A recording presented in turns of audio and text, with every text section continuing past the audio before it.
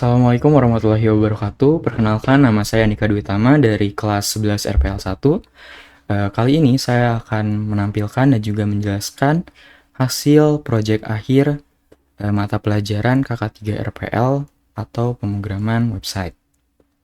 Nah, untuk proyeknya sendiri, saya itu pakai Laravel versi 12.8.1.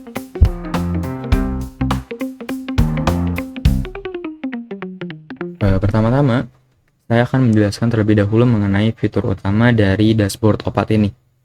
Jadi untuk fitur utamanya adalah pengimplementasian operasi CRUD atau Create, Read, Update, dan Delete yang berkaitan dengan modifikasi dan juga menampilkan data dari database.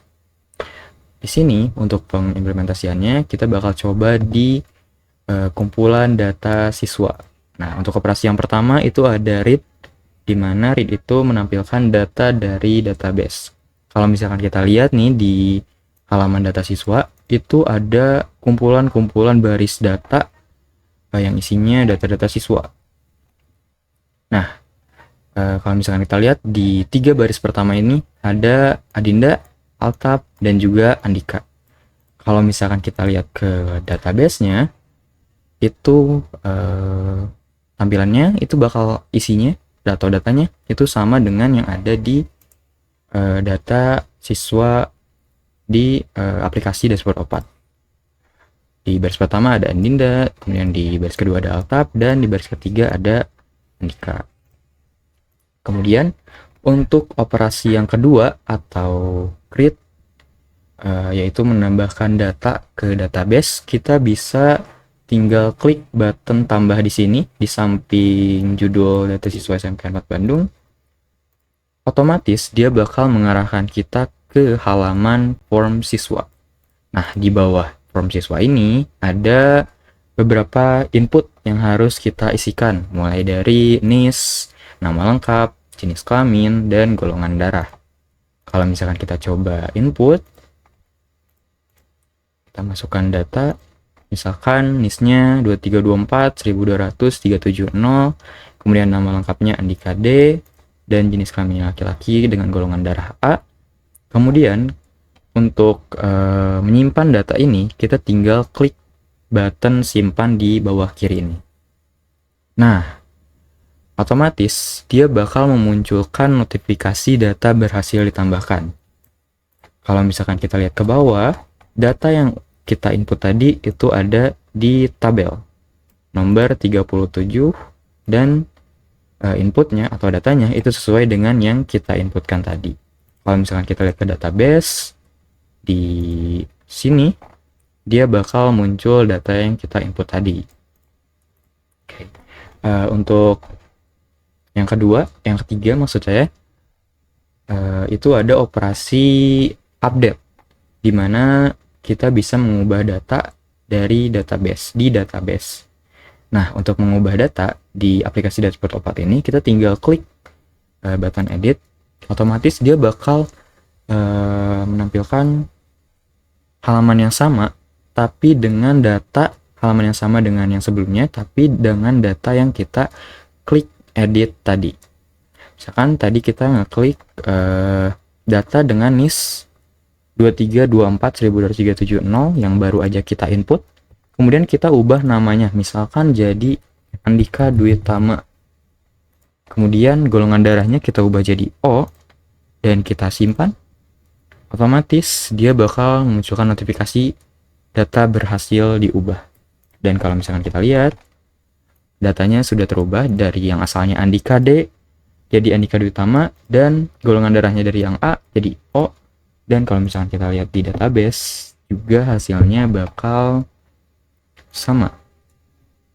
Nah, ini dia. Nah, untuk operasi yang terakhir, itu ada operasi delete atau menghapus data. Nah, kita bakal cobain buat menghapus data yang udah kita input tadi, karena sebenarnya datanya udah ada ya, Andika Dwi Tama di baris ketiga ini. Untuk menghapusnya kita tinggal klik aja button delete ini, otomatis data bakal berhasil terhapus.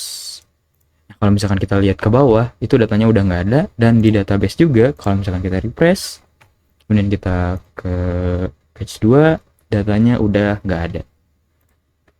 Mungkin itu aja fitur utamanya. Fitur-fitur tadi atau operasi tadi itu bisa diimplementasikan di kumpulan data yang lain, mulai dari kumpulan data kelas dan juga kumpulan data guru. Selanjutnya saya akan menjelaskan mengenai fitur-fitur tambahan di dashboard OPAT ini. Jadi fitur-fitur tambahan di aplikasi ini itu ada 3. Yang pertama ada old value, lalu yang kedua ada hasil cek validasi, dan yang ketiga itu ada menu sidebar. Untuk fitur yang pertama, fitur tambahan yang pertama yaitu old value dapat kita temukan kalau kita mau mengubah sebuah data. Nah, kalau misalkan kita klik button tambah nih misalnya, dia bakal nampilin sebuah form dengan input field yang kosong. Tapi kalau misalkan kita mau mengubah sebuah data dengan mencet button edit ini, misalkan di baris ketiga dengan data Andika, otomatis si fieldnya ini bakal terisi dengan data yang mau kita ubah. Nah, itu adalah salah satu fitur tambahan yaitu old value. Nah, selanjutnya fitur yang kedua itu ada hasil cek validasi. Nah, hasil cek validasi ini itu dia bakal ngecek input-input yang data-data yang akan kita input. Apakah data yang kita input itu sesuai dengan aturan-aturan yang udah kita tentuin di aplikasi dashboard OPAT ini. Contohnya aja, kalau misalkan NIS ini kosong, kemudian kita klik simpan, dia bakal nampilin error message the NIS field is required, karena NIS ini itu udah kita set menjadi not null, jadi NIS ini nggak boleh kosong gitu. Nah, untuk fitur yang ketiga itu ada menu sidebar. Nah, sidebar ini itu sebenarnya adalah tag HTML biasa, namun saya jadikan komponen sehingga sidebar ini tuh bisa digunakan kembali di halaman-halaman yang berbeda. Jadi kalau misalkan kita klik halaman kelas, sidebar ini masih ada, dan juga kalau misalkan kita klik guru, kita sidebar ini masih ada gitu. Kita bakal masuk ke tahap penjelasan kodenya dari aplikasi dashboard OPAT ini. Saya akan menjelaskan mengenai route, kemudian ke controller, lalu ke views, dan juga ada beberapa penjelasan lainnya seperti eloquent, komponen, dan sebagainya. Untuk penjelasannya sendiri saya akan menggunakan halaman siswa. Di sini kalau misalkan kita lihat itu ada beberapa route. Mulai dari route pertama ini, dia punya metode get dengan URI siswa dan memiliki function get data dari siswa controller. Kalau misalkan kita lihat nih ke siswa controller, dia punya function get data, di mana get data ini dia bakal nge-query semua data yang ada di tabel siswa, lalu dimasukkan ke variabel siswa, dan dia bakal ngarahin kita ke views-nya siswa dengan data yang udah dia query tadi. Kalau misalkan kita lihat ke view siswa, itu bakal ada blok kode for each yang bakal ngeiterasi setiap baris data yang ada di tabel, yang ada di variabel siswa. Kemudian dia bakal olah menjadi baris data yang berbeda. Gitu. Di route kedua itu ada method get dengan URI siswa create dengan function create dari siswa controller. Kalau misalkan kita lihat ke siswa controller, fungsi create ini itu cuma bakal ngarahin kita ke Fuse-nya siswa form. Kemudian di route ketiga itu ada route dengan metode post dengan URI siswa dan dengan fungsi store dari siswa controller. Kalau misalkan kita lihat ke fungsi store ini, dia punya parameter request. Parameter request ini merupakan semua input, semua data yang kita input dari form siswa gitu. Nah, kemudian dia bakal ngevalidasi terlebih dahulu data-data yang kita input. Contohnya aja di sini ada columnist dengan aturan required juga string. Artinya columnist ini itu nggak boleh nol, jadi harus ada datanya dan dia harus tipe datanya harus string gitu dan lain sebagainya. Setelah itu semua data yang udah divalidasi dia masukin ke input. Dan baris ini itu dia nge-create satu record baru untuk nantinya itu di-save atau disimpan ke dalam database. Nah, fungsi dari variabel status ini itu ngecek apakah kita berhasil menyimpan data ke database atau enggak. Jadi kalau misalkan sukses, dia bakal menampilkan apa ya, seperti notifikasi sukses itu, seperti notifikasi sukses data berhasil dengan message data berhasil ditambahkan. Tapi kalau misalkan ternyata kita gagal nih nge-save datanya atau menambahkan datanya, dia bakal ngarahin si usernya itu kembali ke siswa create lagi dengan message data gagal ditambahkan begitu. Kemudian di route ke 4 itu ada route get dengan URI siswa edit dan ada variabel ID di sini dengan fungsi edit di siswa controller gitu.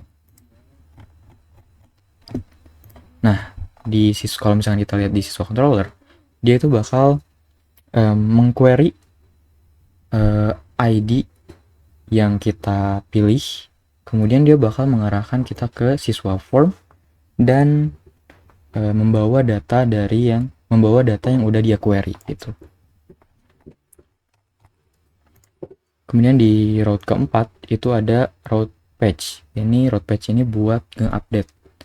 Nah, di sini ada URI-nya siswa dengan variable ID, kemudian punya fungsi update dari controller siswa controller.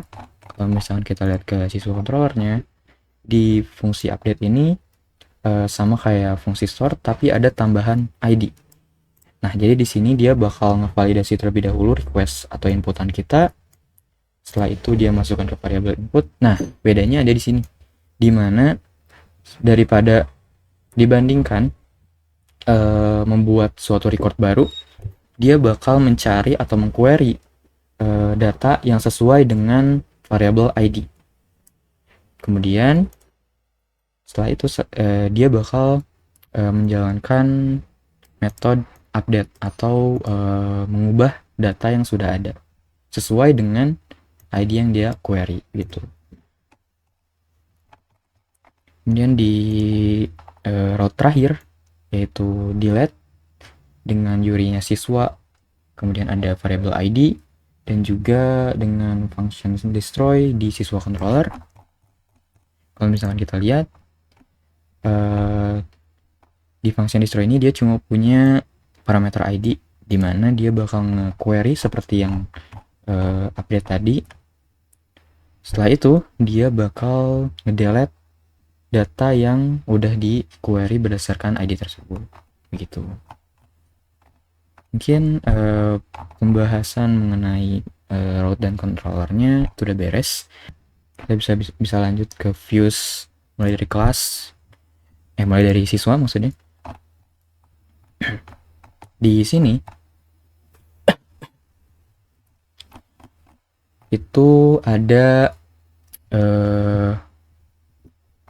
beberapa bagian ya. Di sini ada bagian headernya, ini untuk tampilan di websitenya. Kemudian di sini ada session. Nah, session ini itu berkaitan dengan gagal atau berhasilnya data yang kita mau ubah atau kita mau tambahkan atau mau hapus gitu. Kemudian di sini sudah ada for each juga yang udah saya jelaskan tadi. Nah, mungkin kita bisa lanjut ke formnya.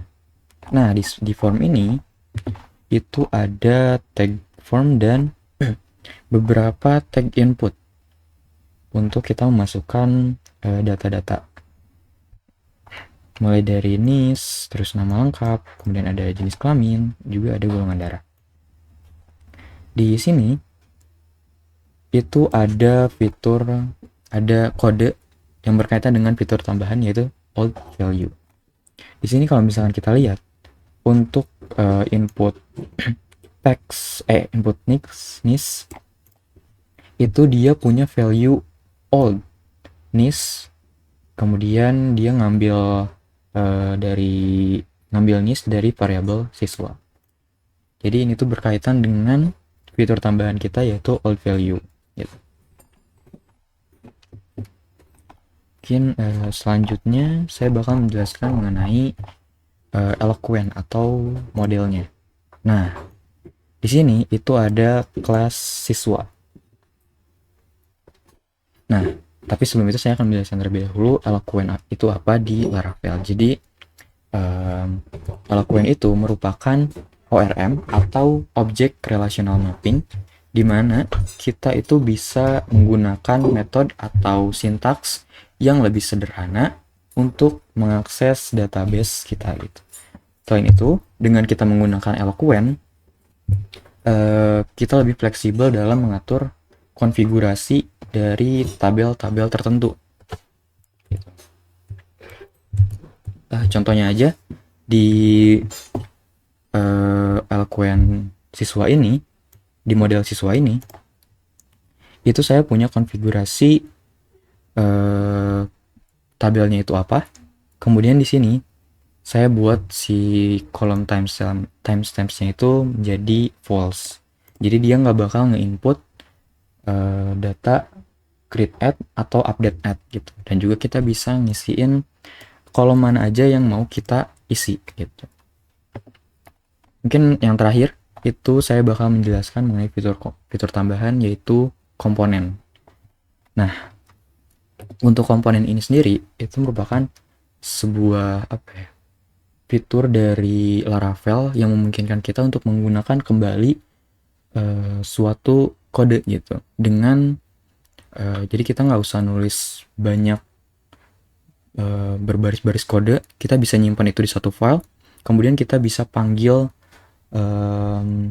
kode tadi itu menggunakan tag dengan nama komponen yang kita buat.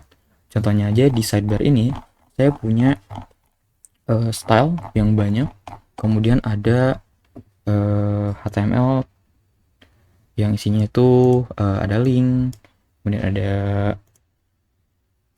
headernya. Nah, kalau misalkan kita lihat di views seperti siswa, saya panggil sidebar itu cuma pakai tag dengan nama komponen sidebar aja gitu. Jadi komponen ini sangat berguna untuk kerapihan dari kode yang kita buat gitu. Mungkin cukup sekian untuk showcase dari project akhir KK3 RPL. Terima kasih. Wassalamualaikum warahmatullahi wabarakatuh.